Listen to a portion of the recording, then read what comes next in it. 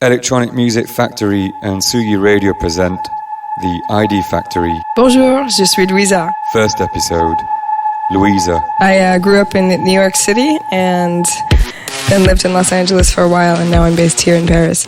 I moved here to work with a record label called Bromance in 2013. Et malheureusement, mon français, c'est terrible toujours. So, sorry, guys. I think the scene here is really fertile and creative, and there are resources available to artists that the United States just doesn't have. And I think creatively it's a really exciting and ripe and fast-moving place to be. So I liked it so much that I stayed. The population here that goes out and goes to clubs is so unbelievably generous. Paris is incredibly special, and the audience is educated. They know their stuff, and they respond to it, which is really beautiful. Easy does it, but I just can't quit. Butterfly on a night tip. Words stuck between your tongue and your lip. Except the bridle without a whip. It's a relapse, don't call it a slip. I can feel you losing your grip. Sink into me, don't go down with the ship. All aboard this ego trip.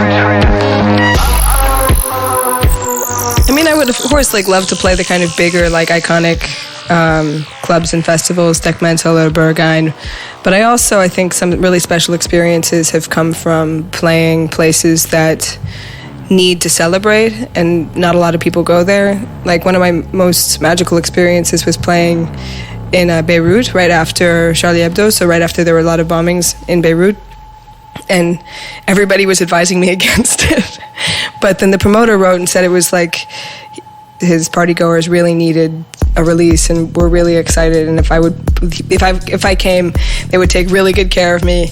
Dance music is a way for people to come together and release. And so going into situations which feel like they might be volatile is, I think, really, really special and really important. Like, it's part of the duty and privilege of getting to do what we do is to go into those situations to heal, you know?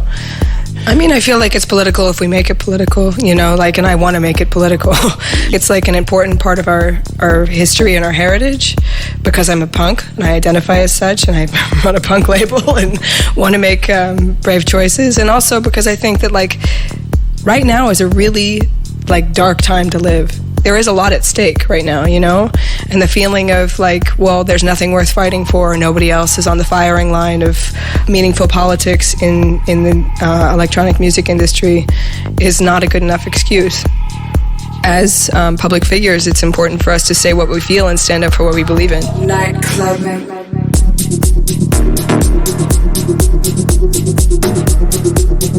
RAR was started because we kept getting rejected and for being too weird. So we started a weirdo label so we could really release music that we believed in. You know, it's okay if it's not for everybody. And we wanted a place for the kind of technopunk, this energy of being able to release music that we find challenging, beautiful, and unique.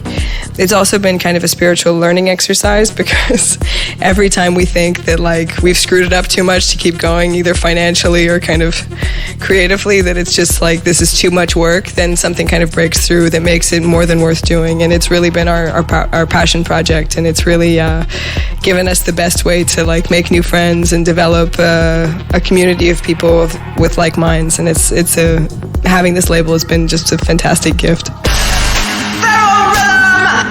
Night heartbeat. When you pray, pray with your feet. I feel the joy, a love complete. Dance floor calling, white light, white heat. Feels so real, can't you please dance it out, pain obsolete.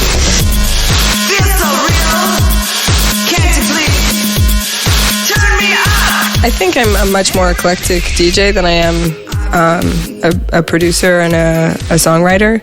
As a DJ, I think it's kind of a spiritual endeavor, so it requires tuning into the room and who's in front of you in that space at that time and making decisions based on that to kind of bring people in, you know, and then be able to kind of go on a journey together. So it's difficult to kind of be specific about who I am and what I do, but I know that I will make brave choices. And I know it's going to be really loud. But what a joy to get to share your favorite music with people, you know, and what a joy get to kind of like hear something new from two things that already exist, you know. It's amazing to watch people get like excited and healed and liberated when you're playing music for them, and to like, why would I ever want to stop doing that?